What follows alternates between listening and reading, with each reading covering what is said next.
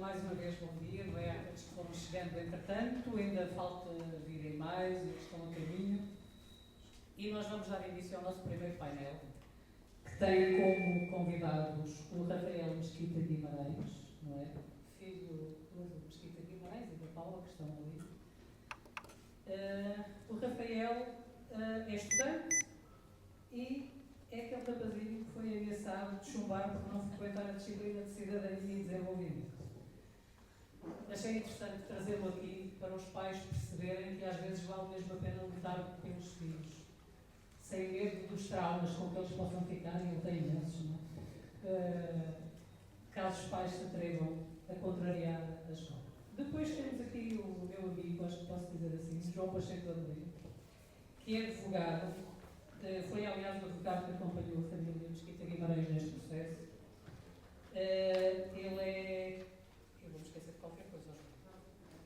É doutor em Direito Público pela Faculdade de Direito de Coimbra e professor das Faculdades de Direito da Universidade de Lusíada, do Porto e da Universidade do Porto, respectivamente, onde rege as disciplinas de Direito Administrativo, Direito Económico, Contratos Públicos e Direito da Regulamentação e da Concorrência. É advogado especialista em Direito Administrativo, título da Ordem dos Advogados, dedicando-se também à arbitragem administrativa. É sócio fundador da PA, Advogados, Sociedade de Advogados com Escritórios no Porto. Está bem feita a apresentação? Falta mais alguma coisa? Talvez. E aqui ao meu lado tenho a Raquel Jacinto. Raquel, deixa-me procurar onde é que estás, que eu não sei onde é que eles te puseram. Está aqui. Ela diz que queria ser apresentada só como psicóloga. Não sei se foi para reduzir o tempo, mas foi isso que fizemos. Está bem? Vamos dar início então aqui a um painel de debate. Eu, sinceramente, até me esqueci do título do painel. Mas percebi que tem a ver com a influência da internet e da escola também nas terapias, nas denominadas terapias de conversão. Por isso é que eu vou começar pela Raquel, já tenho as senhoras primeiras, são dois cavalheiros, certo? Não são feministas, portanto não há problema. Vou começar pela Raquel porque eu costumo dizer uma coisa.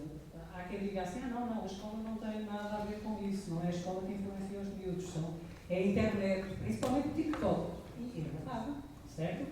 Mas quando eles ouvem essas mentiras, não é, na internet, nomeadamente no TikTok, por exemplo, e depois chegam à escola e veem tudo isso validado, o que é que vocês acham que acontece? Não é? Eles acreditam piamente em todas as mentiras que lhes estão a contar. E eu preparei duas perguntas para a Raquel, e a primeira é: a saúde mental é um processo contínuo de dedicação à realidade a todo custo, certo? É disso que trata a saúde mental. Os ideólogos do género insistem na mentira de que, para os seres humanos serem livres para perseguir o seu interesse mais pleno, é preciso desconstruir a própria realidade. Qual é o efeito da ideologia de género, ou seja, a afirmação de que rapazes podem ser raparigas e raparigas podem ser rapazes quando quiserem, na mente das crianças? Então, bom dia a todos. Agradecer o convite à Maria Helena Costa. Penso que me conseguem ouvir bem. Então, antes de deixar de responder diretamente à questão, gostaria de deixar uma pequena reflexão primeiro. Acredito que muitos de nós aqui sejamos pais. Eu sou mãe, vem outro a caminho e, portanto, obviamente é um assunto que me preocupa. E se nós pensarmos bem, não é lógico e nem demonstra proteção e amor para com os nossos filhos deixarmos que eles sejam tudo aquilo que eles querem ser, não é? Principalmente na infância, nós ouvimos as nossas crianças a dizer: eu quero ser bombeiro, quero ser cabeleireira. Portanto, num dia querem ser uma coisa, no outro dia querem ser outra coisa. Então, as crianças facilmente mudam de opinião e mudam de desejos consoante aquilo que simplesmente pensam. Então, na área sexual, isso não é diferente. Eu ouvi um podcast da Maria Helena Costa que ela dizia: se o nosso filho quiser ser o super-homem ou o Spider-Man, exato, super-homem, e se quiser mandar de um sexto andar, o que é que nós vamos fazer? Claramente não o vamos deixar, não é? Porque Os adultos são o ser racional, ou é suposto terem mais maturidade, é suposto terem orientação, terem as normas, terem o sentido de responsabilidade para com as crianças.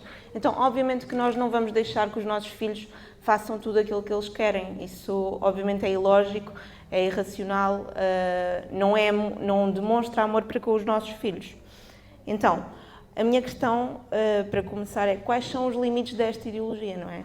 Então, se as crianças podem ser tudo aquilo que querem, se os adolescentes podem ser tudo aquilo que querem, se nós podemos ser tudo aquilo que queremos, então até onde é que isso vai? Quais são os limites disto, não é? Porque a verdade é que nós somos condicionados por um corpo. Nós estamos condicionados à nossa biologia e isso é bom, tal como o pastor falou, não é? A nossa biologia não é má, nós fomos feitos desta forma. Então, é desta forma que nós temos que viver e temos que criar, obviamente, balizas, temos que criar normas, orientações claras para os nossos filhos crescerem dessa forma. Perdão. Estou um bocadinho mal da garganta, espero que não me afete. Mas passando então aqui à resposta, que poderia ser citada uma série de artigos e consequências e efeitos nocivos. Falar de alguns, e perdoem-me, tenho que ter algumas cábulas, que a minha memória não é muito boa, mas falar obviamente da adultização das crianças, não é? Sabemos que estas ações de sensibilização já estão a ser implementadas no pré-escolar, portanto, crianças com 3 anos já estão a ser doutrinadas, já estão a promover este tipo de ideologia em crianças de 3 anos e claramente isto cria uma confusão mental nas suas cabeças. Ou seja, um menino, o meu filho tem 2 anos e ele já sabe que é um rapaz e ele consegue identificar uma rapariga. Entre os 2 e 3 anos, as crianças já têm a noção da sua identidade. Então, quando eu digo a uma criança que já sabe aquilo que ele é, que ele realmente, olha, tu na verdade podes não ser isso, tu podes ser aquilo que tu quiseres.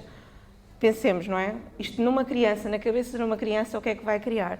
Uma confusão enorme, enorme.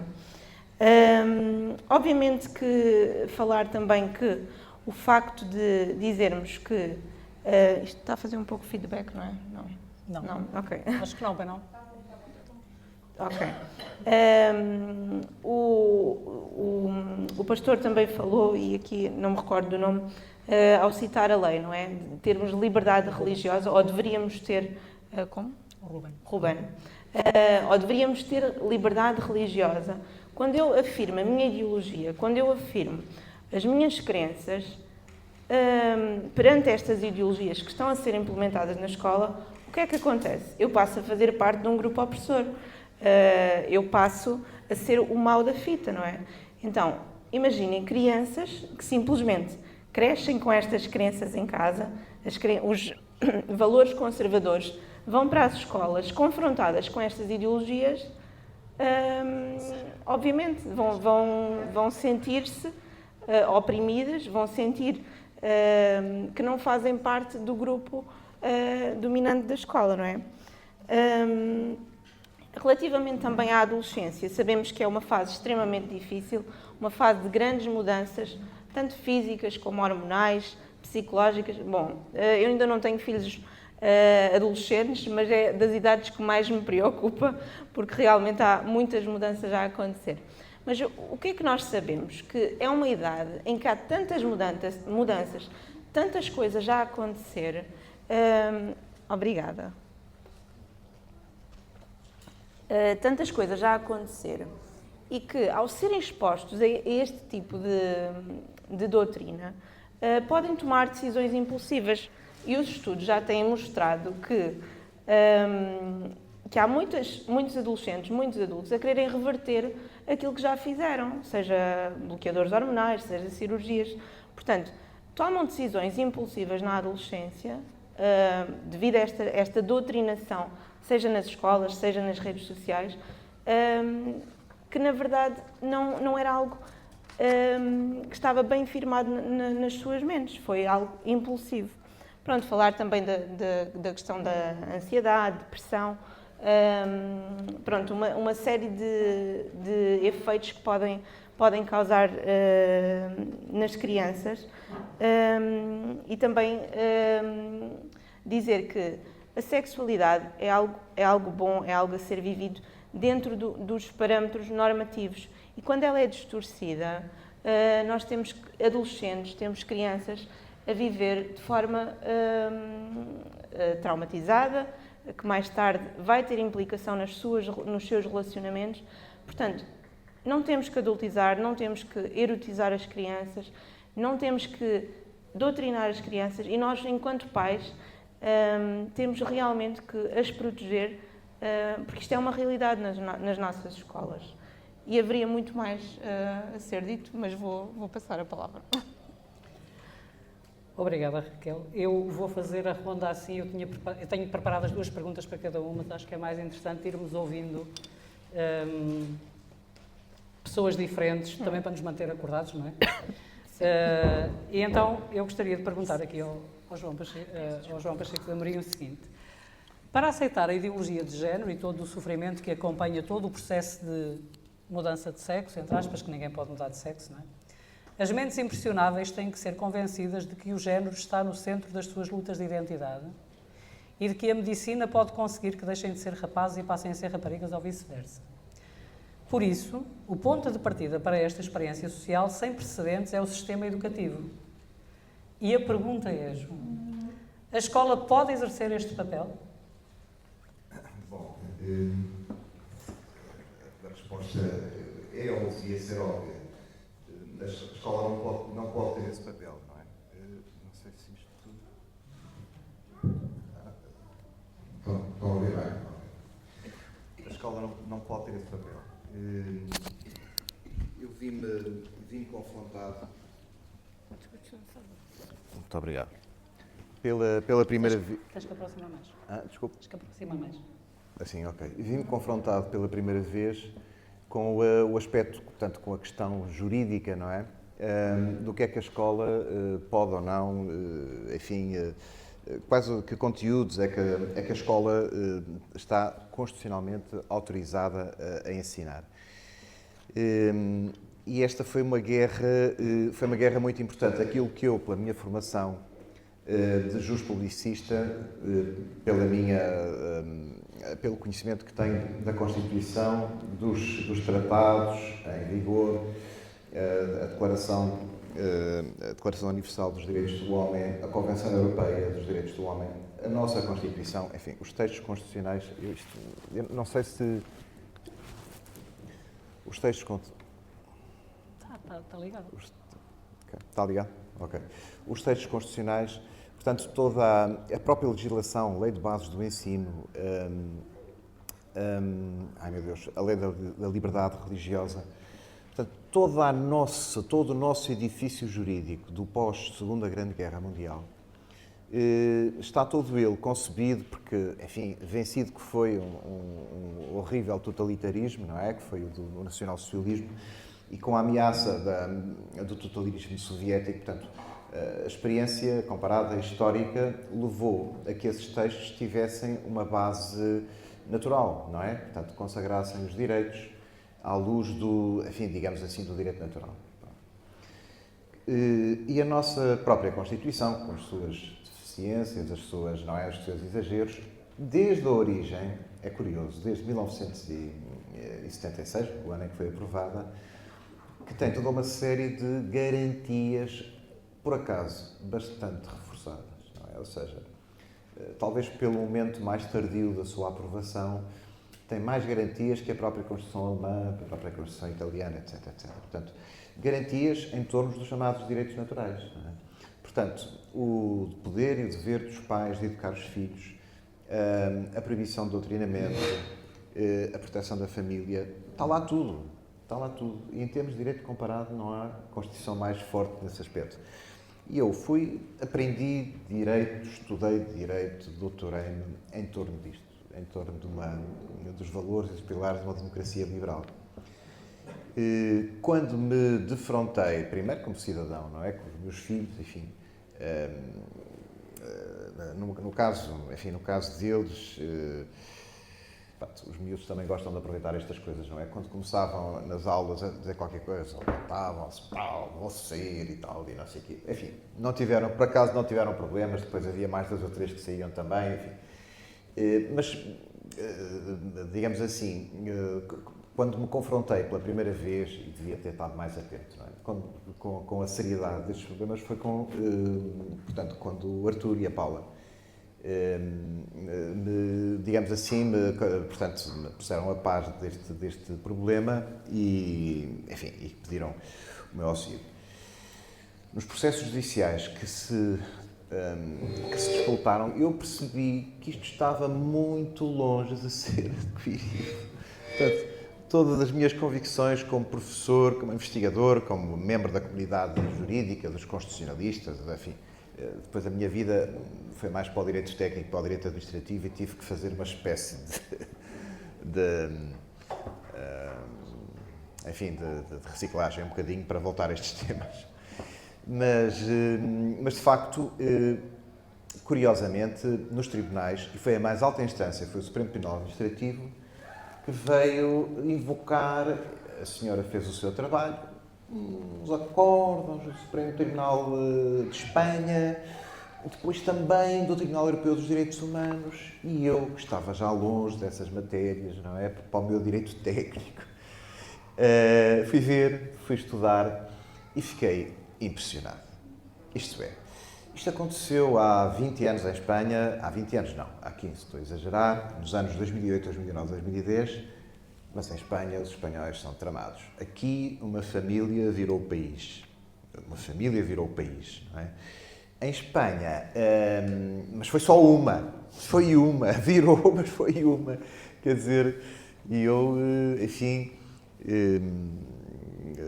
fiquei até com um problema de consciência. Quer dizer, como é que eu não agi primeiro? Pronto, é assim.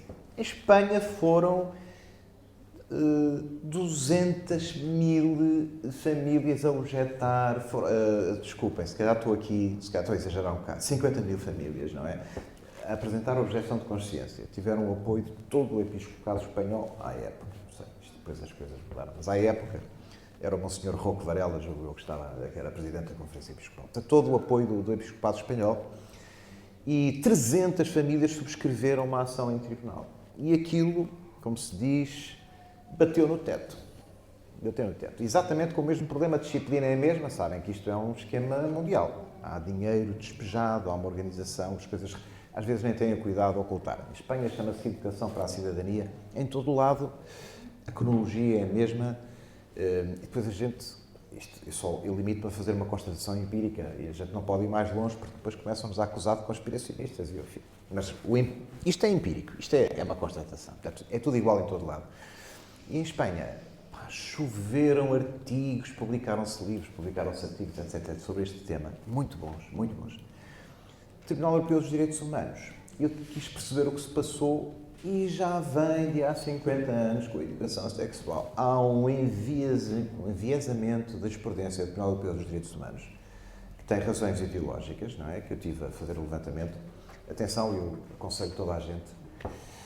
Há um centro em Bruxelas, com sede em Bruxelas, que é a versão francesa, Centre Européen pour le droit et la justice, Centro Europeu para o Direito e para a Justiça. Portanto, é um centro dirigido por um grande jurista, Georg Pupping, que tem livros publicados também com tradução portuguesa, que fez um trabalho de levantamento a ver o que é que se passa com o Tribunal Europeu dos Direitos Humanos e também com a Comissão dos Direitos Humanos da ONU. O que é que se passa para eles terem começado a ter uma jurisprudência estranha, não é? O Tribunal Europeu é muito hipócrita. Nos princípios está tudo bem, mas depois, nos casos concretos que lhes apresentam, se é um cristão ou alguém que partilha a mesma mundovisão, não tem que ser um cristão. Há muitas pessoas que têm a mesma mundovisão e não professam a fé, não é? Mas têm a mesma cultura, digamos assim. Portanto, porque gostam sempre de levar isto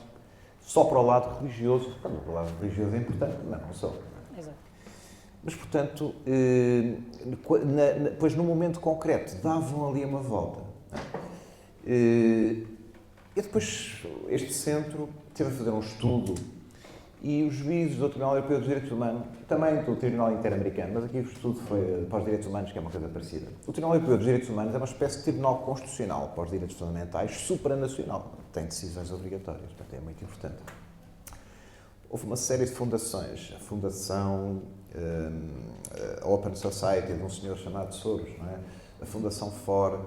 Há uma série de fundações quer dizer, que tecem ali uma rede à volta do Tribunal Europeu dos Direitos Humanos. Às tantas são os próprios juízes que já vêm dessas organizações. Portanto, há ali uma promiscuidade com rios de dinheiro atrás. E a coisa mais hipócrita é que muitas vezes este dinheiro não é só dessas fundações, porque eles despejam o dinheiro, mas gostam sempre de ir buscar o nosso dinheiro. Portanto, dinheiros da Comissão Europeia, não é? Portanto, da União Europeia, não é? Através da Comissão Europeia. E depois sabemos nos Estados Unidos que o departamento que foi extinto agora, que despejou dinheiro pelo mundo todo para isto. Há muito dinheiro, há uma rede, de facto, há aqui estas fundações mancomunadas, que não são eleitas, são uma gente que tem dinheiro, apenas. Usam assim um nome muito chique, dizem-se que são da sociedade civil, a sociedade civil, o que é a sociedade civil somos nós que estamos aqui, e outras pessoas de outras áreas, não interessa, não é? Eles não são.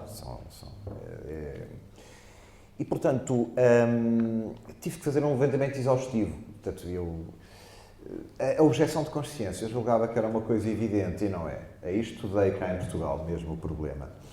É um problema complicado, mas cheguei à conclusão que a maioria da doutrina defende a objeção de consciência como uma possibilidade de todos nós, sem ser preciso uma lei específica, não é? Para regular isso. Portanto, a objeção de consciência, mas isto não é adquirido. Portanto, nesse acórdão do Supremo Tribunal Administrativo, as outras instâncias, coitadas, andaram ali aos papéis, porque isto é um tema, temas são complexos, e deram-nos razão até pela tal intuição, não é? Lá em cima, foram estudar, o que é normal, e pronto, e a resposta veio torta. Qual foi o meu trabalho aqui? Tive que fazer o trabalho de casa. Sou um jurista, voltar aos temas do constitucional, estes grandes temas. E publiquei um livro o ano passado chamado Direito Fundamental da Objeção de Consciência. Aproveitei também para a segunda metade é sobre o aborto, sobre a objeção de consciência dos profissionais de saúde, que era um tema que também era preciso tratar. Convidaram para uma coisa deste género, não é? Eu tive que ver o trabalho de casa, não é? E percebi que a minha parte é o direito administrativo e percebi que não havia nenhum direito ao aborto, mas ali a construção era complicada e, portanto, aproveitei. E agora estou a fazer um livro que faço este apanhado todo, não é? Já vai em 500 páginas, não sei quem é que me vai publicar, mas que se chama se chamará Ideologia de Género e Proibição Constitucional do Doutrinamento. A grande guerra é... Há duas batalhas aqui, que é, desculpe, ir à resposta, a proibição constitucional do doutrinamento. É importantíssimo. Ela está proibida na Constituição, se não há mais pequena dúvida. Agora, o problema que eu estudei é que há uma tendência para juntar as duas coisas. São as duas faces da mesma moeda. Portanto, se isto não for considerado proibição constitucional, que viola a proibição constitucional do doutrinamento, estes programas das escolas, etc., então não é possível o direito à objeção de consciência. Se havendo violação da proibição constitucional do doutrinamento, então já é possível. Isto é uma armadilha, a objeção de consciência. Isto é uma armadilha. A objeção de consciência é uma defesa da liberdade. Façam o que quiserem, envenenem quem quiserem. Eu não quero ficar aí assim. Pronto. A posição de base, eu sei que o Artur e a Paula, porque muitas vezes disseram, mas então, porque é que eles não entram no debate, não é? O Rafael e o Tiago vão à escola, são doutrinados, não é? E então chegam a casa e há aqui um jogo dialético. Quer dizer, então, os pais, então explicam-lhes que até é melhor. São pessoas que vivem numa bolha. São pessoas que normalmente têm os filhos em escolas privadas. São pessoas que têm tempo, não é? São pessoas pedantes. Eu acho que o Artur e a Paula pensaram nos quantos pais, não é, que não têm força anímica, às vezes não têm até mesmo, é gente boa, são pessoas direitas, mas às vezes não tem aquele enraizamento doutrinário e, enfim, e de certa maneira, nem todos temos uma família estruturada como é a família Mesquita Guimarães. E, portanto, devidamente, enfim... E, portanto, eles, de certa maneira, acho que sacrificaram-se um bocadinho para esses pais que não têm, às vezes são ou mães solteiras, ou já famílias com pais separados, que não conseguem ter isso. E, portanto, são essas as presas fáceis. E, sobretudo, pessoas que não têm meios financeiros para... Toda a gente neste país está esgotada com a escola pública por causa destas e outras coisas. É impressionante, 25% dos miúdos já estão em escolas privadas e sabe Deus o sacrifício que quantos pais não fazem para isso.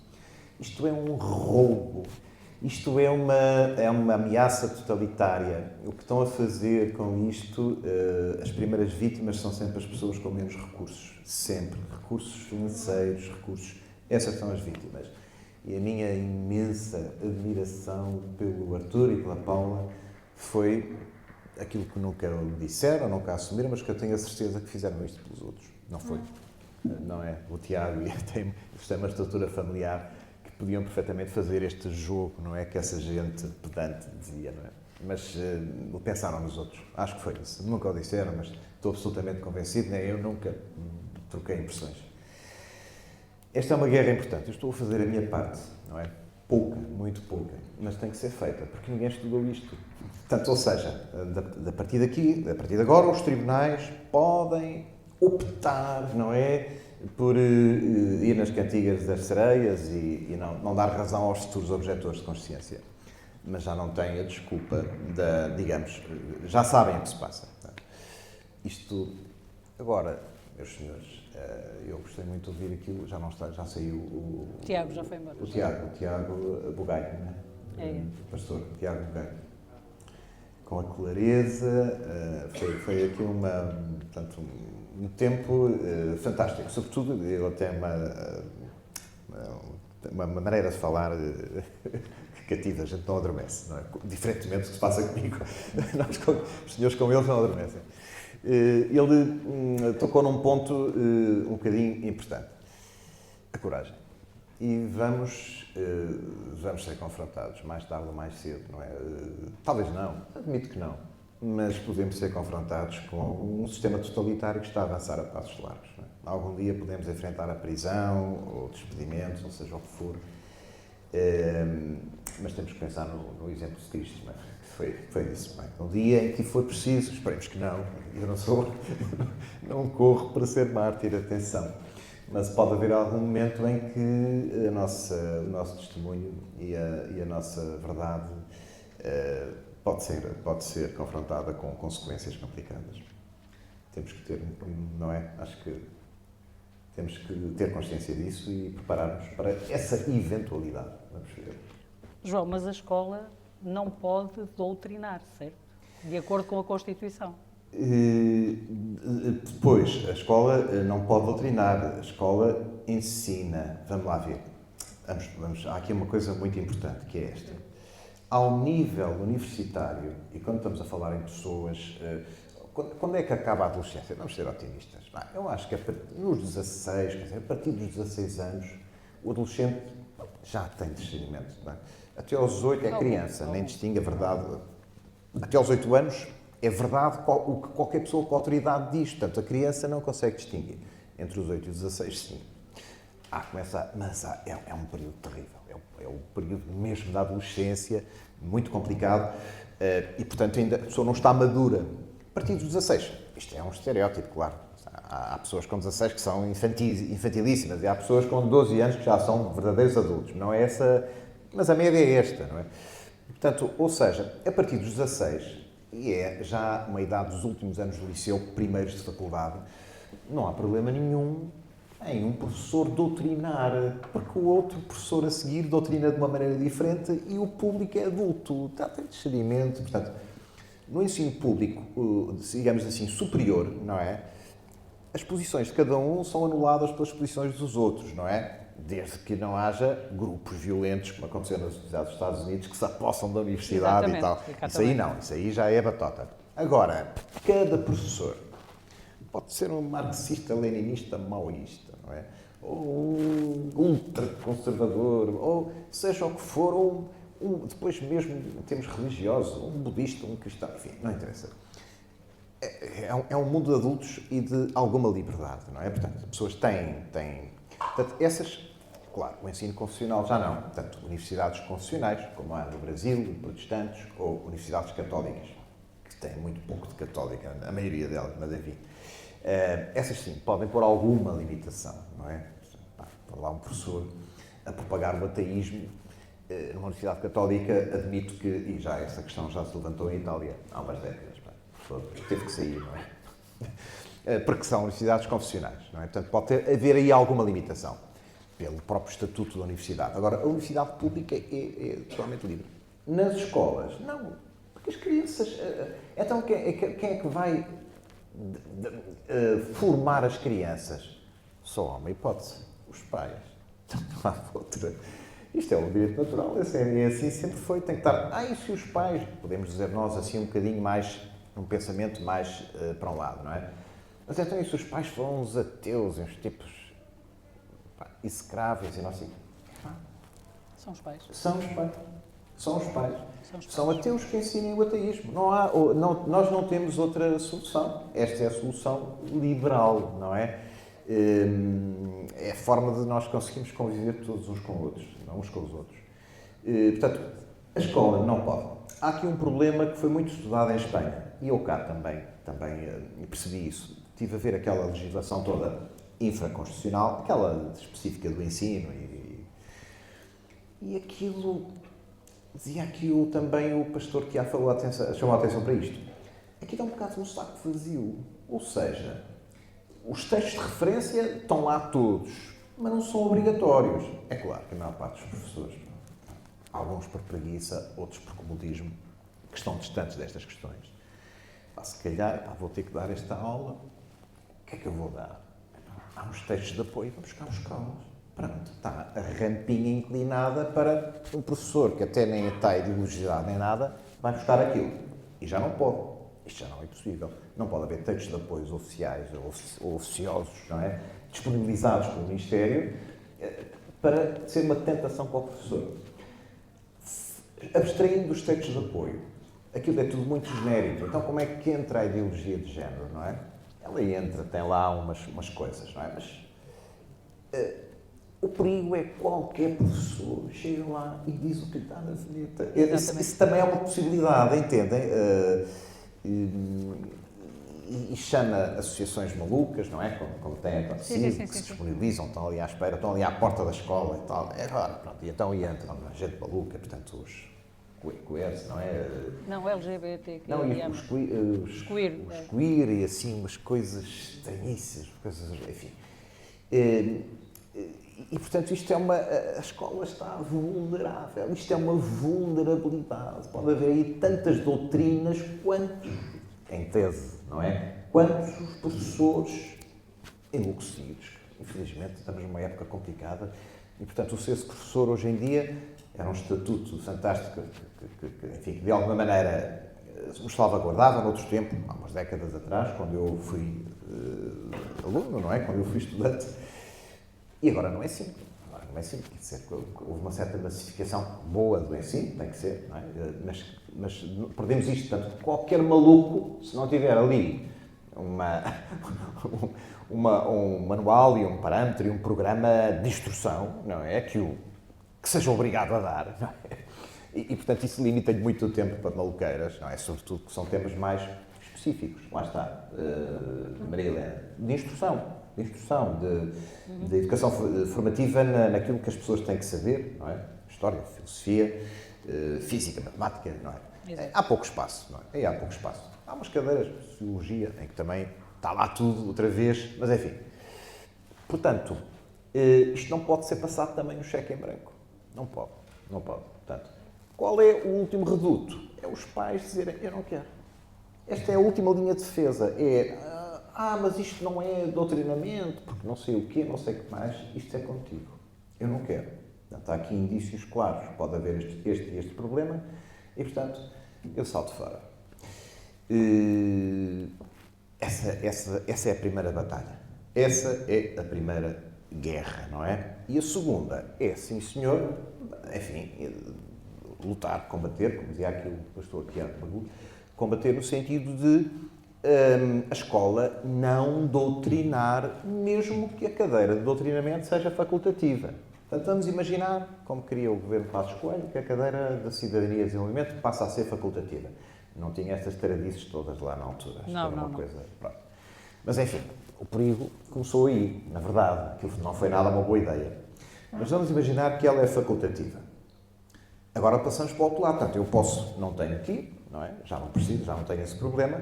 Posso aconselhar as pessoas, não vão, não é? E os outros pais, não vão, tenho um campo livre para isso. Pá, não ponham os vossos filhos lá, porque há este perigo. Mas... mas se continuarem a fazer doutrинamento e pais distraídos, não informados ou que marimbem no assunto, deixem os filhos serem envenenados. Não é? Essa é outra guerra. Não é? Essa é uma guerra também para levar aos tribunais por causa da violação da proibição constitucional de doutrинamento. Agora, a objeção de consciência não precisa que haja uma qualificação daquilo como violação da proibição constitucional de doutrинamento. É apenas dizer, eu tenho a minha concepção, não é preciso, a Constituição garante, e a Convenção Europeia também, não preciso dizer, isso enganou-se, lá os juízes das várias instâncias, vocês não explicaram porque é que isto é, como quem diz, ponham aqui as vossas ideias todas em cima da mesa para eu perceber o que se passa. Isso é um erro básico. Basta-me dizer, de uma forma consistente, a minha concepção de vida não é compatível com isso e eu não quero que os meus miúdos, que ainda têm esta idade, se confrontem com isso. Ponto. Não preciso nada de abrir a alma. Não tenho obrigação de abrir a alma. Há um direito de reserva que a nossa Constituição também assegura. Está lá tudo. Só que depois é preciso de algum trabalho de casa porque os juízes, pronto, são pessoas como nós, muitas vezes investidos numa autoridade muito grande, mas muitas vezes não estão à altura dessa autoridade em termos intelectuais e em termos, às vezes, até mesmo de honestidade. Portanto, é preciso um trabalho de casa. É preciso pressionar, é preciso fazer o trabalho de casa, é preciso estudar. Faz parte. Eu saí dos meus trilhos da minha vida cómoda, do meu direito técnico, não é, para enfrentar isto, mas tive que estudar isto até ao fim. Pronto, também sou um académico, faz parte das minhas funções. Não sei se respondi, se calhar não respondi, andei para aqui a divagar e não respondi. Penso que sim, penso que respondeste. Entenderam que os pais podem alegar simplesmente a objeção de consciência quando apresentam, por exemplo, o PIN parental? Sim. Alegam a objeção de consciência e a escola tem que respeitar a vontade dos pais. Foi basicamente isso que o João disse. Caso a escola não o faça, nós estamos aqui também para depois vos encaminhar. Tribunal. Está bem? Pronto. Eu vou-te deixar para o fim, não é porque não gosto disso, sabes disso, não é? Mas é porque eu quero mesmo que sejas o último, porque eu tenho duas perguntas muito giras para ti, está bem? Pronto. Eu volto aqui à Raquel, agora a pergunta é praticamente de resposta rápida, se for possível. Sabemos que no dia 20 de janeiro de 2024 o Presidente da República decidiu promulgar a lei que proíbe as denominadas práticas de conversão sexual contra pessoas LGBTQIA. Pronto, mais. Criminalizando assim os atos dirigidos à alteração, limitação ou repressão da orientação sexual, da identidade ou expressão de género, deixando os profissionais de saúde com poucas opções para tratarem adequadamente as pessoas que lutam de facto com distúrbios de identidade de género e também aquelas que estão apenas confusas. Antes de passar à pergunta, Raquel, deixa-me só aqui dizer uma coisa engraçada. Portanto, eles querem proibir, certo, atos dirigidos à alteração, mas os únicos atos que alteram alguma coisa são aqueles que eles protegem, que é encaminhar as crianças para hormonas, bloqueadores da puberdade e depois mutilações e castrações. São os únicos atos que alteram, de facto, alguma coisa. Esses são permitidos. Depois não me perguntem quais são os outros que alteram, porque eu não sei. Certo? A pergunta, Raquel, é simples. Qual é o efeito desta decisão política sobre os profissionais de saúde, não é? No que diz respeito à vossa liberdade de tratar o paciente, e também sobre os próprios pacientes. Ainda bem que fez a introdução, porque queria citar aqui uma parte da lei para vermos a incongruência dela. Na primeira parte do artigo ele diz-nos assim: são proibidas quaisquer práticas destinadas à conversão forçada da orientação sexual, identidade ou expressão de género.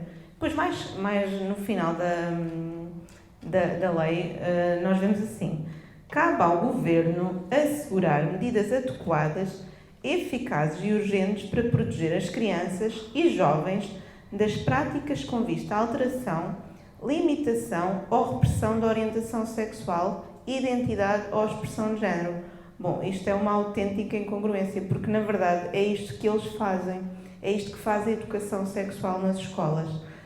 Quase que oprime a heterossexualidade e incentiva a expressão de todas as outras práticas. Então, claramente, a lei não é clara, em resposta à questão, a lei não é clara e relativamente à nossa intervenção psicológica, ao meu papel em consultório, não é de incentivar ou de reprimir, mas sim de estabelecer uma relação terapêutica. Então, se eu não tenho uma relação terapêutica, se eu estou condicionada por este tipo de leis que não são claramente específicas e claras, então como é que eu vou estabelecer uma relação terapêutica que é suposto haver um espaço seguro, um espaço sigiloso, em que o cliente deve refletir, deve pensar, deve tomar as suas próprias decisões? Então, o meu papel não é este, o meu papel é mesmo de criar este espaço, criar esta relação para o cliente poder tomar as suas próprias decisões. Então, obviamente que eu não sou a favor de implementar ideologias em consultório, não é? Esse não é o meu papel em consultório enquanto psicóloga, mas também podemos pensar na grande incongruência que é quando pensamos em psicólogos conservadores, não que eu tenha que me assumir enquanto conservadora sendo psicóloga, mas se pensarmos e virmos, basta abrirmos as redes sociais nas descrições, psicólogo feminista, psicólogo LGBT, psicólogo da nova espiritualidade, tudo isso é facilmente aceito e ninguém critica isso, ninguém vai pegar na lei e fazer queixa deles. Mas agora, se nós pensarmos que enquanto psicólogos mais conservadores partilhamos alguma crença nossa, nós vamos claramente ser julgados e isso obviamente não está correto e a lei obviamente também não é clara para isso, portanto nesse sentido estamos protegidos, mas obviamente que o doutor pode explicar melhor. Vou passar ao João também. Eu peço desculpa, tenho lá um capítulo no livro sobre essa lei, a lei está muito enviosada. Na verdade, se bem, o que ela proíbe, ela verdadeiramente não proíbe, aquilo está muito, muito enviosado, mas se nós vimos bem dissecado aquilo, ela só penaliza as terapias de reconversão para o género coincidente com o sexo, não é? Exato. Ou seja, não penaliza a terapia ao contrário, isto é, ou seja, a terapia pró-identitária, a terapia para a mudança. Claramente, só a lei é absurdamente inconstitucional. Lesa à liberdade de profissão, à liberdade de consciência, enfim, aquilo é uma aberração jurídica nos Estados Unidos, na Argentina, na Itália, e essa legislação está a ser derrogada. Mas, atenção, que esta gente não para. Recolheram 1 milhão, uma Europa com 500 milhões, 1 milhão. Recolheram 1 milhão de assinaturas e a senhora Ursula von der Leyen está à espera que lhe entreguem 1 milhão de assinaturas.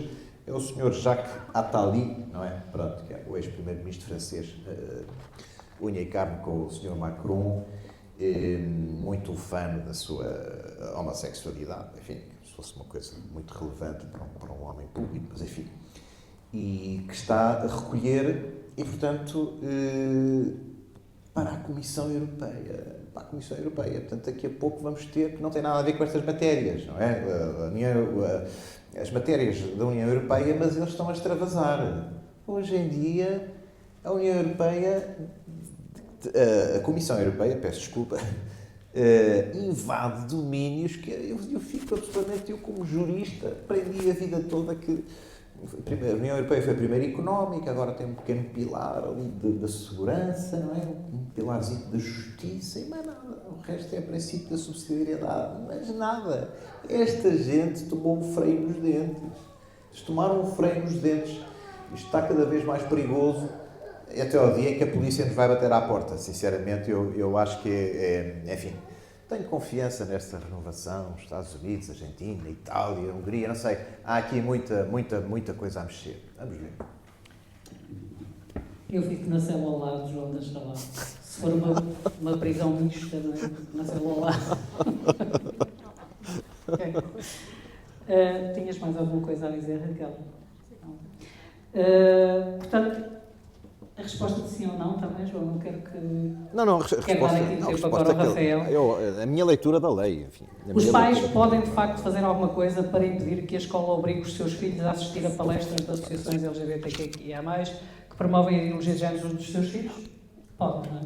Sim. Podem. E vamos aqui para o Rafael. Eu não sei se vocês imaginam, eu estava aqui preocupadíssima porque diante de alguém que não teve cidadania e desenvolvimento, ou seja, eu não sei como é que ele reage a estas coisas, não é? Porque não foi letrado na cidadania, nem...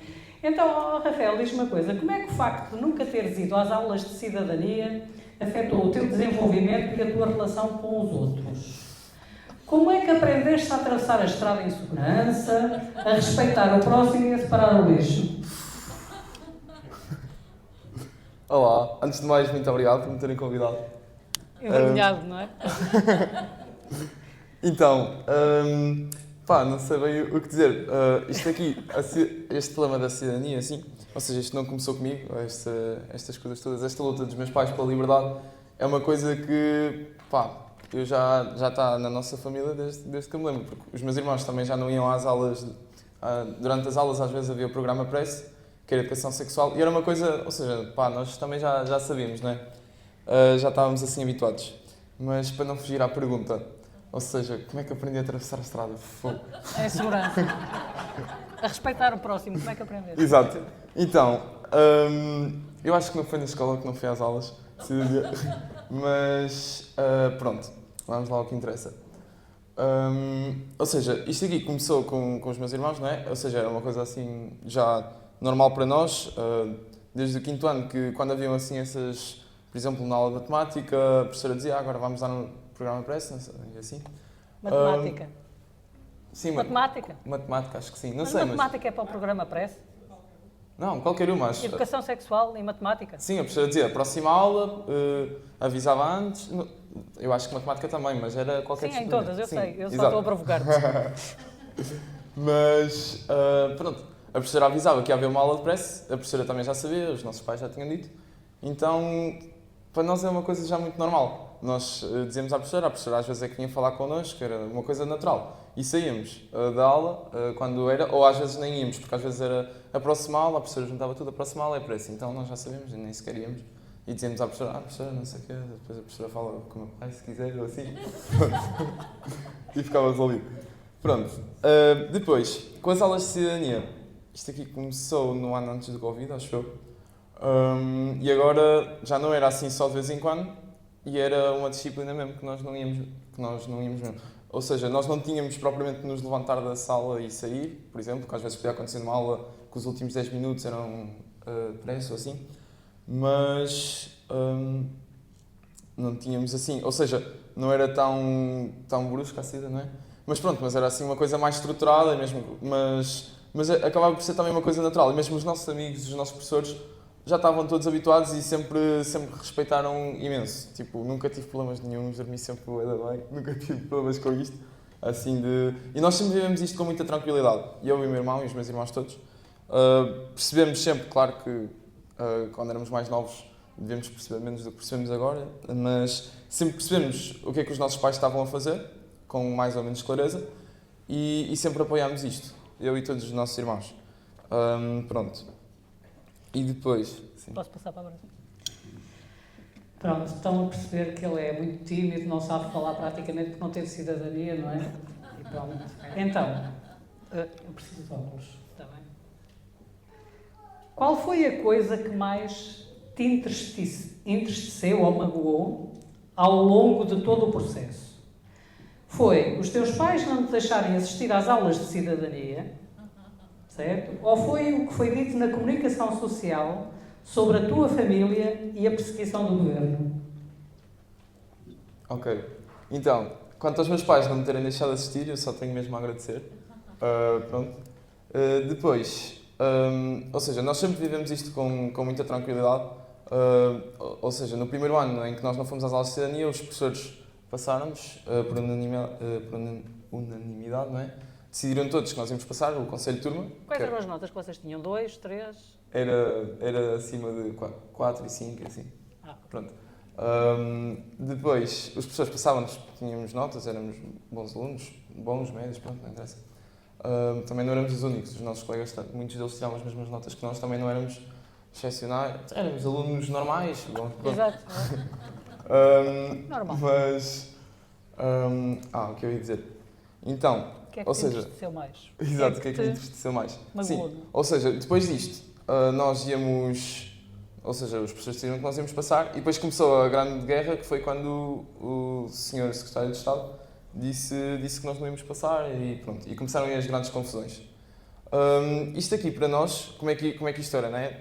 Chegar ao início das férias de verão e dizerem no próximo ano vocês não vão reprovar de ano, assim. Ou seja, já era assim um bocado mais pesado, mas mesmo assim nós vivíamos sempre isto com muita tranquilidade. Principalmente porque chegou uma altura em que no início das férias diziam-nos vocês não vão passar e depois a meio das férias já estava resolvido. Nós já estávamos habituadíssimos. Aquilo era tipo, ok, não vamos passar agora. Pronto, passamos depois. Exato, passamos depois. Pronto. Depois, as coisas foram escalando um bocadinho. Entrou também, eu não sei se isto já foi depois, o processo no Tribunal de Família. Sim, foi depois. Exato. Entrou o processo no Tribunal de Família em que eu e o Tiago já íamos mesmo lá ao Tribunal, acompanhávamos os nossos pais e assim. E também houve aquela altura em que ficou mesmo mais... Isto aqui eu já estava, talvez no 9º ano, estava assim, ou seja, agora já não ia reprovar um ano, ia reprovar 3 ou 4, nem sei bem. Nós até costumávamos dizer que íamos entrar para o Guinness pelos alunos que reprovavam mais anos seguidos. Ou seja, vivemos isto com muita tranquilidade. Mas houve ali uma altura que foi mais pesada, que foi ali uma semana em que estava mesmo... Ou seja, estava mesmo por uma linha. Nós íamos... Eu acho que isto aqui foi quando eu entrei para o 10º ano, porque era uma turma nova, ou seja, não conhecia ninguém. Também ainda não tinha dito... Quer dizer, não conhecia... Já era amigo deles, assim, pelas primeiras semanas, mas também não ia chegar lá, sou aluno da cidadania, lá. Era como ir para o jogo do Benfica dizer que sou do Sporting, lá no... Pronto, era só estranho. Pronto.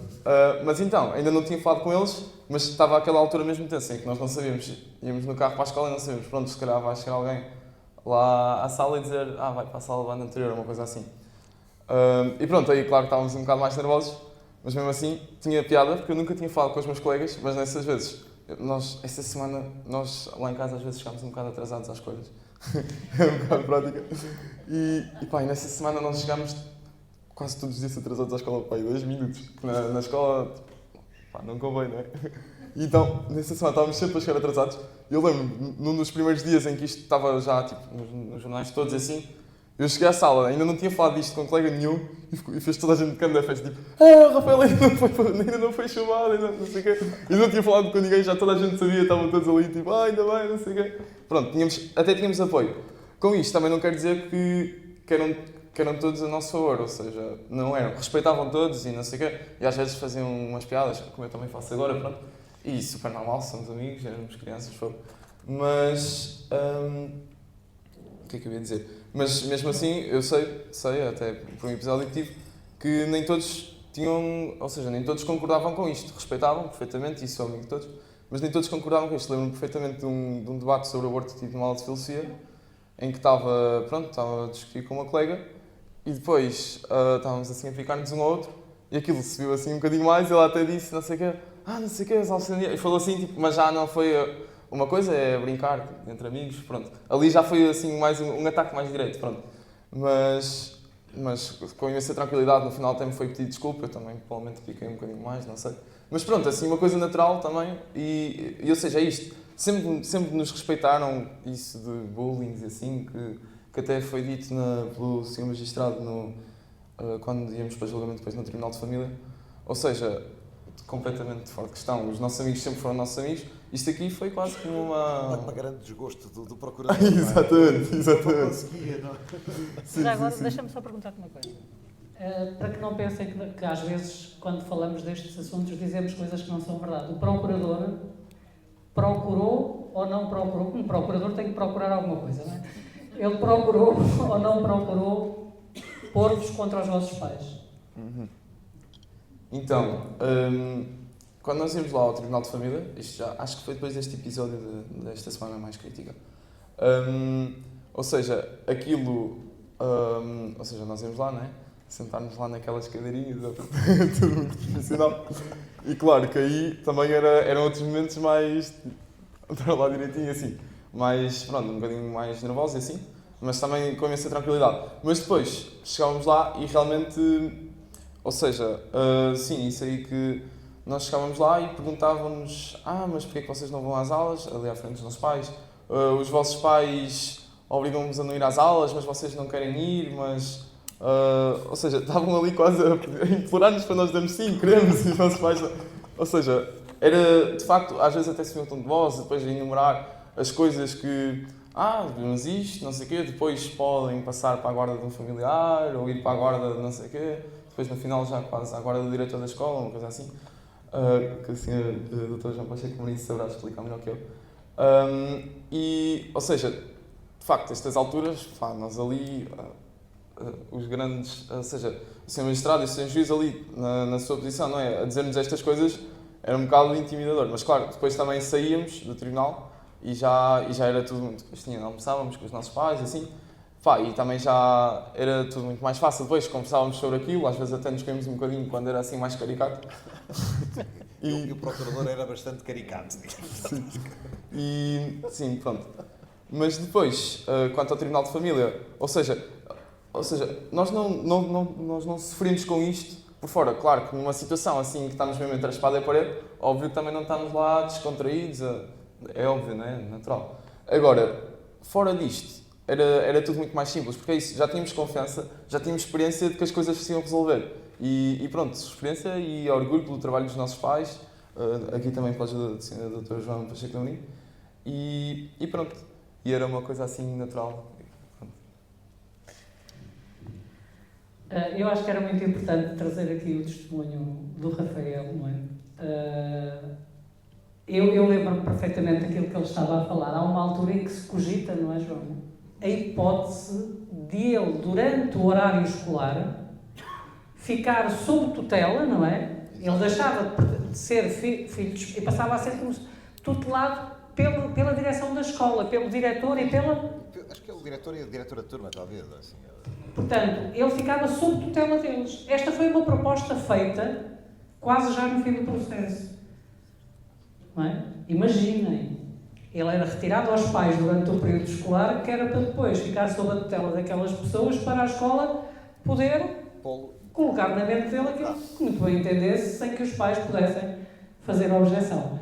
Portanto, isto é um ataque cerrado e claro à autoridade dos pais. Não há dúvidas disso, para não? Só um esclarecimento. Um pequeno esclarecimento que é o seguinte.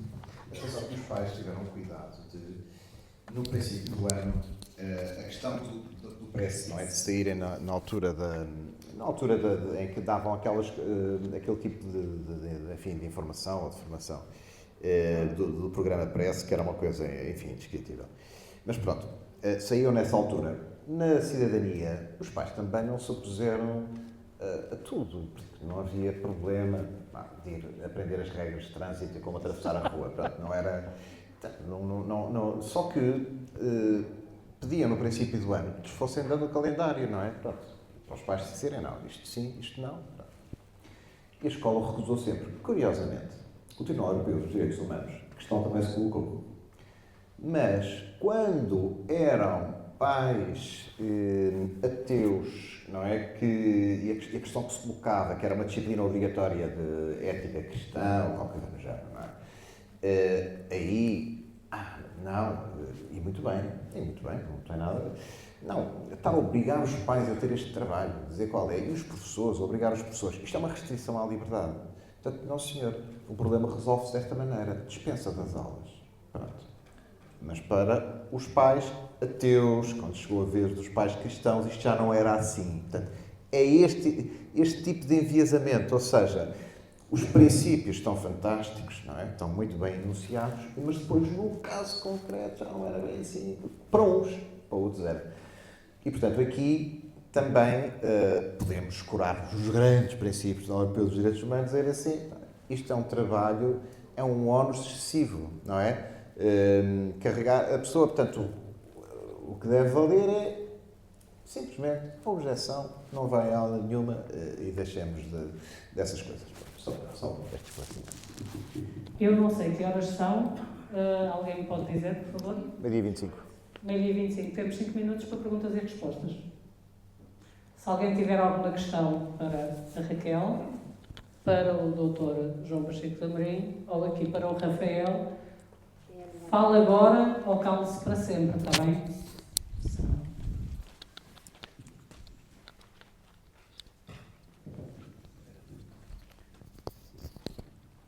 Olá, muito bom dia, parabéns à organização e a todos os oradores. O meu nome é Diogo e tenho duas questões, uma para a doutora Raquel e outra para o Dr. João Pacheco de Amorim. E são muito idênticas. Pergunto então a primeira à doutora Raquel, qual é a posição da Ordem dos Psicólogos relativamente a tudo isto? E depois pergunto ao Dr. João Pacheco de Amorim, sabendo que ainda há cerca de 2 meses, no final do mandato da ex-bastonária, foi organizado na própria sede regional em Lisboa um evento dedicado aos direitos LGBT. E pergunto qual é a posição, sabendo que a ex-bastonária, com esta organização deste evento, se pronunciou claramente esta promoção dos direitos LGBT. Obrigado. Então, em resposta à questão, a Ordem dos Psicólogos está completamente a favor da promoção dos direitos LGBT. Cada vez se vê mais formações, inclusive, para trabalhar com este público e portanto, estão completamente a favor desta lei que foi aprovada. Portanto, é isto. Nós estamos condicionados quer pela lei, quer pela própria ordem. Portanto, qualquer colega nosso pode fazer queixas de nós à ordem e nós podemos deixar de exercer. Acho que sim. A Ordem dos Advogados, sim. Como dizia. Sei. Vamos trocar. Vamos trocar isso aqui. Ok. Obrigada. Ok.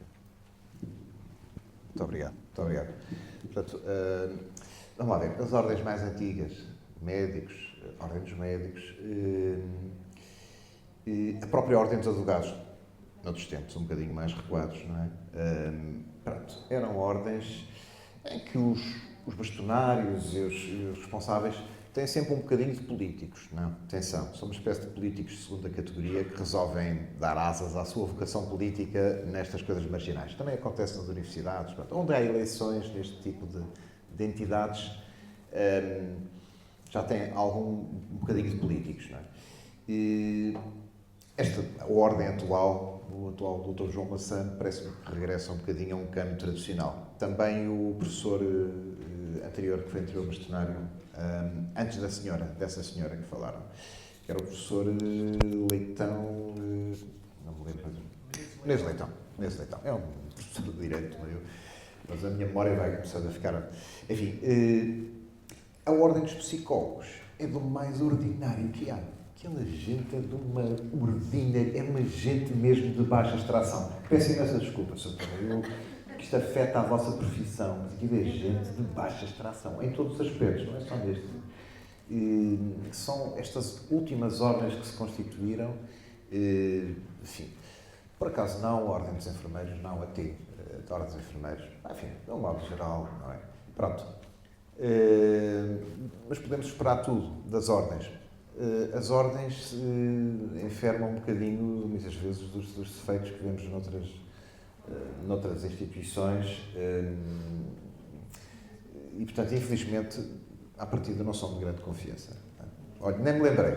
Podia-me ter lembrado da Comissão dos Direitos Humanos da Ordem, mas eu julgo que na altura desta crise estava lá uma outra senhora, se não estou em erro, também assim pouco recomendável. Enfim, pronto, desculpe, eu também não queria estar aqui, enfim, acho que é uma crítica pública de pessoas que estão em cargos públicos e merecem as críticas. Exatamente. Eu assim, vou passar ao Ruben, que ele vai chamar o...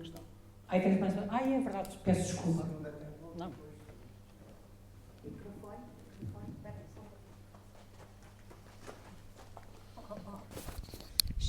Não é preciso gravar as perguntas e respostas.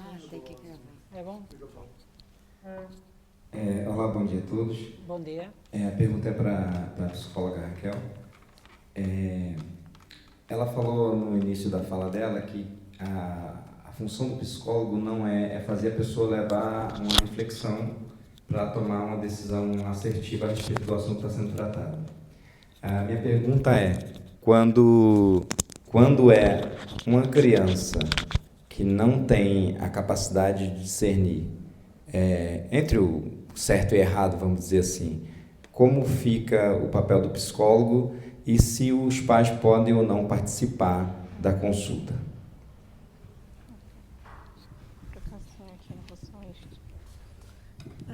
Por acaso tinha aqui um apontamento em relação a esta questão. Desculpem. Porque neste momento há três formas de trabalhar com crianças a disforia de género, e muito resumidamente. A primeira é a abordagem psicoterapêutica, que hoje em dia é considerada não ética, porque o que o psicólogo deverá fazer é incentivar e promover a criança a viver de acordo com a sua biologia, e portanto isto está ultrapassado neste momento, não é considerado não ético. Depois há outro modelo em que não existe uma intervenção ativa, ou seja, o psicólogo está lá, ouve a criança, portanto não há nem um incentivo nem uma repressão em relação à disforia de género da criança.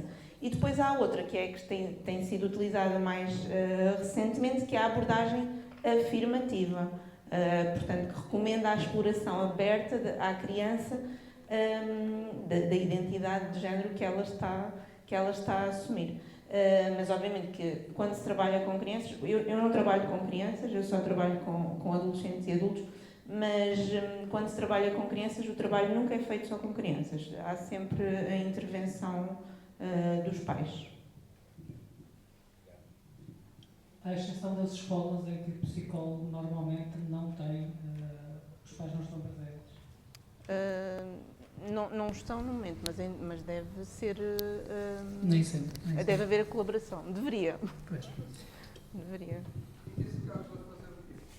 No caso, já agora, num caso desses em que acontece uma situação dessas, em que a criança vai até a psicóloga e não é chamado, por exemplo, os pais ou quem encarrega a educação. O que é que se pode fazer? Pode-se fazer queixa, certo? Pois.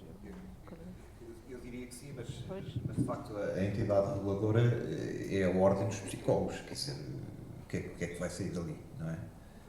Queixa a quem? Isso é o problema, não é?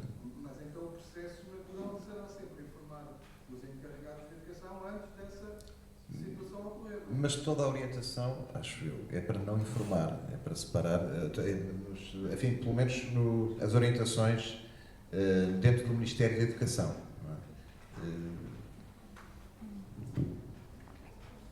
Tem que ser os tribunais. Acabámos o painel, está bem? Nós vamos sair, que é para ouvirmos um bocadinho de música para desanuviar, está bem? O nosso querido Luís Martelo.